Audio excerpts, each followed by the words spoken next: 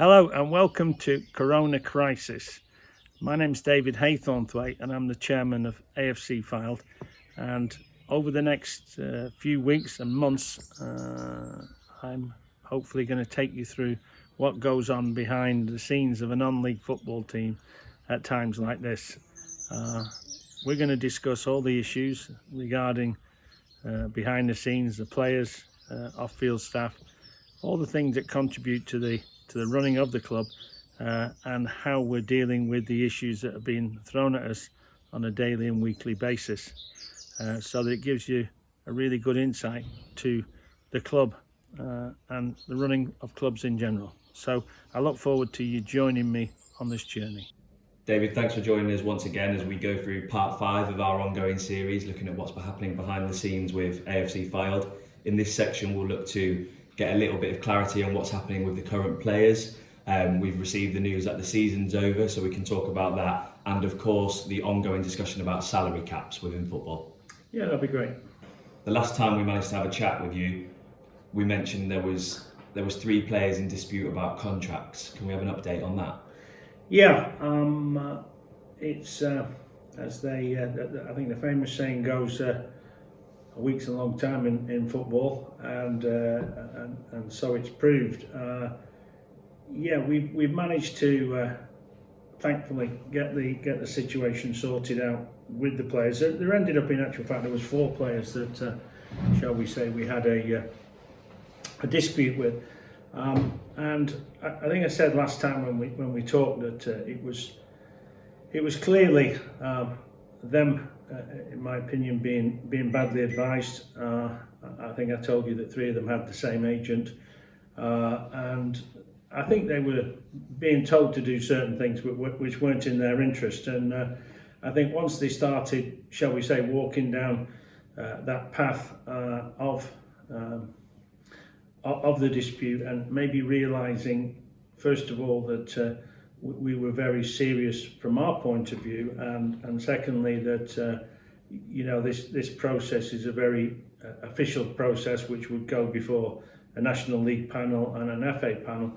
I think then that maybe the advice they'd been given, and I'll never ever know, was why don't you just go ahead, because don't worry, the club will back down.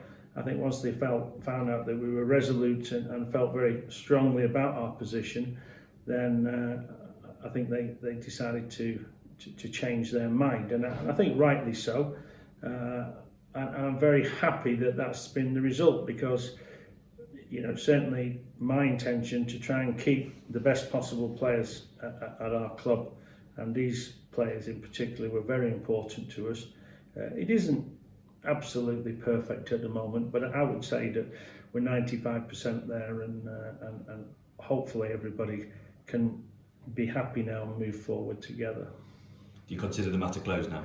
Yeah, I think I say there's a little bit of a loose end to tie up with one particular player, but in general everybody's signed up to our proposal, which, if you remember, is basically paying 80% of their exact salary, not based on the government scheme, but 80% of the salary that they were paying, and everybody's signed up to that now, barring 1 or 2 which need sorting out, but they're only minor details. So I think hopefully both parties are agreed, happy, and moving forward together. So moving on, we've received the news that the league has been officially ended. That was something you campaigned for, that you wanted. You felt strongly about the league ending. That has now happened. We don't know the process of what will happen in the coming weeks or months with regards to how the positions will be finalised. But is that something you're happy about? Yeah, as I said, I think in a previous interview, and I've made pretty public, and I've been quite sort of vociferous on this issue. That I felt almost a month ago that once we realised the severity of coronavirus, and I just did a little bit of checking, and almost a month ago there was sort of, I think, maybe 30-40 deaths a day, which we thought at that time was horrendous, and there was talk that it might get to maybe 2,000 or 3,000 deaths in the UK. what I read this morning, we may be at 40,000. And now, of course, on top of that, we've got this controversial figure of, well, hospital deaths and non-hospital deaths, which is being agitated, I think, by certain people. But whether you die in a rest home or whether you die in hospital, it's still a death. And the figures are appalling and terrible. And I think, last night the chief medical officer, I think, really made a very strong point about how long this is going to go on for. It's not going to be over tomorrow, or not going to be over in 2 months' time. So I'll touch on that a little bit later on my thoughts on that. But from the National League's point of view, I think making that decision and the fact that we had until May the 7th to actually vote on this was the cut-off date, and that they made the decision sort of basically 2.5 weeks before that, because I think 90% of the votes were in, they said, and it was pretty unanimous. Every division, North, South and Conference, to finish the league immediately tells you, first of all, that was the will of the majority. So democracy in many ways has won, which it should do, and I think the league were right to ask its members not just to take that decision. And it also, I think, shows the severity of the situation. So I'm really glad it's happened. It now allows us to at least put certain things to bed and allows us to now go into, what will be phase 2.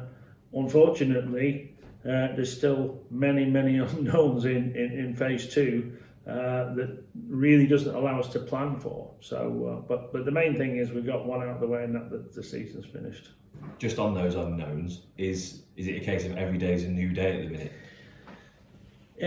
Yeah, it seems to be that way, and there's obviously, when the situations like this are happening, there's a lot of speculation about what's happening. There's a lot of rumours about what's happening. I talk to a lot of people in the game. Everybody will have a different opinion, but out of it, when you listen to a lot of people, you start to form what you think is a consensus of what's happening. And pretty much like I said last time, I think next week is going to be a big week in football. I think there's no doubt about it.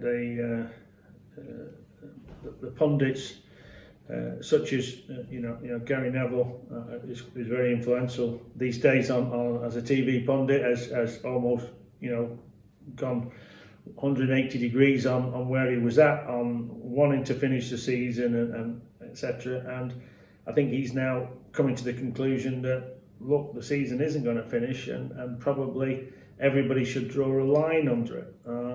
As we know, the problem is in all of this is money. If there's no money involved, they draw a line under it tomorrow. So it's going to be an interesting week next week, and I think the reason for that is I think some of the big cracks will start to appear, from what I understand, and by that I mean that there will be some serious movement with regard to how clubs are going to react to basically having no money and not knowing what the future is. So I think next week's going to be an interesting week. We'd like to ask you about a piece of recent news that's come out with regards to the EFL. In Leagues 1 and Leagues 2, they're proposing a salary cap. So I'd just like to see your opinions on that. Yeah, I saw that there was, again, some numbers sort of flying around from, I think Dale, I can't think what his second name is now, he's the chairman of Forest Green. And some of the numbers they were putting up there last night, I think, was 3.5 million for League 1, 2 million for League 2, and those salary caps include signing on fees, bonuses, appearance money, everything. So it's an interesting development at that level, and I think that we will see at the end of this some sort of salary cap imposed at that level, and I think it's probably a very, very good move. It levels the playing field quite a lot. it also means that clubs have to have a lot more fiscal responsibility, which is basically not overspending, like my wife, so I think that it's a good idea, and I think it'll also bring some reality back to football as regards to wages and things like that. So I want everybody to, and again, I don't want players to think that all I do on these interviews is be down on them. I'm not down on them, but I do think reality check for everybody is important. And you know, if we look back and step back a minute, it's important to ask why are salaries at our level where they are. Why have we got somebody in our league who's paying £2,000 a week to a centre half, for example? Why have we got somebody who's pretty well known, who's just taken on a centre forward, which they're paying £4,000 a week to? Those are slightly extremes. I don't want people to think that's the norm in our league, but certainly 1,200, 1,400 a week. 1,500 a week for the teams that are chasing it is not above norm. It's always been clear, and again, if I haven't shared this with the fans, the most we've ever paid, our own salary cap, shall we say, in our football club has been £1,000 a week. That was what we paid Danny Rowe.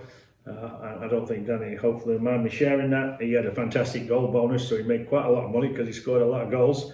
But that's my self-imposed salary cap. I would never go above that, and I always told Danny Rowe at the time he was the highest paid player in the club, and nobody ever got more than him. That was my word to him, and we never broke it. And that's where I felt we needed to be.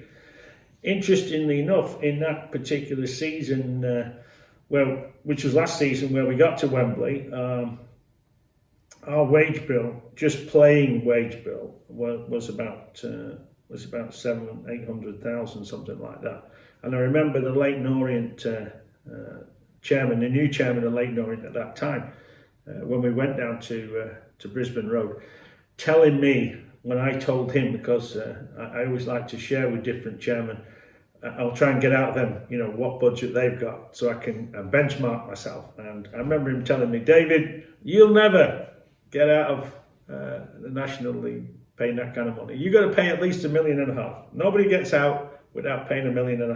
And he was very clear on that. And I said, well, we'll see. But at the end of last season, you could say he was proved right, because Leyton Orient went up and we lost in the final to Salford, and Salford at the time, it's well documented, we're paying three or four times that. Their wage bill was way over $2 million. So ultimately, money, you could argue, will get you there. And I think that the important thing, though, is it sustainable? That's what's got to be the key. Is that money sustainable for most clubs? So in our club, as I say, we've always been there. £1,000 has been the limit, and players have really benefited from people such as myself. So in many ways, there's the old saying, isn't there? Don't shoot the goose that laid the golden egg. Yeah, it's an old saying, though. A lot of young ones won't remember it, but it's a good saying. And it's particularly, I think, pertinent in this situation, because if it wasn't for people such as myself and other owners who were, shall we say, having a go, trying to reach the promised land and really overspending to get there, then these players would not get the wages that they get. It's only because of owners like us competing and saying, okay, well, he's been offered, the agent comes in and says, oh, well, you've got to pay this much because Stockport have offered that much, or Solihull, and they play you against each other, and you either jump, or you say, nope, I don't care what they're paying, this is my limit. So that's a really important, I think, to understand is what's happening in the football business, and why we've got, shall we say, an inflated wage structure at our level. And I think that where a lot of the numbers may be of players' wages that, shall we say, in our leagues now maybe start with an 8 or maybe start with a 9 or a 10. I seriously think that some of those numbers might be starting with 5, 6 and 7s in the future. I really do. I think that will be the consequence of all this fallout. And you've mentioned this before at a higher level, but even those numbers, people will still want to play football. Yeah, of course they do, and you know, let's take the number 7. It's a reasonable number, isn't it? Let's take 7. 700, 35,000 a year, yeah, to pay doing what you love. You know, you're being paid to do what you love, and you know, they have a good routine. Footballers, you know, it's not bad. Guys, please don't think that I'm down on you all the time. But you know, you have a pretty good life. They usually get in about 10. They have a night. They come in and they have a nice, breakfast made for them. Some come a bit earlier, so they have breakfast made down at the sports centre we have there. You know, there's a chef on, and then they go out and do the training. 1:30, time to go home. So. You know, it's not a bad life, that. Now, of course, what footballers would argue, well, we have a very short career, and therefore we've got to make the money in that time. And I totally buy that. But at the same time, there's lots of opportunities because of the time to educate yourself, to get to maybe get a trade, to think about your future. You know, it's not a 2-year span isn't football. You know, it's probably, for most football, it's probably a 10-year if you get a bit good longevity, you might get 12 or 13. So 35,000 for doing what you want to do and being mollycoddled, put on a fantastic coaches, taken away, staying overnight in a hotel. You know, it's not the 4 in a car, cramped up in a Mini, going to like the fans sometimes have to do. Going when we were down right in the lower leagues. It's not like that. So I think that.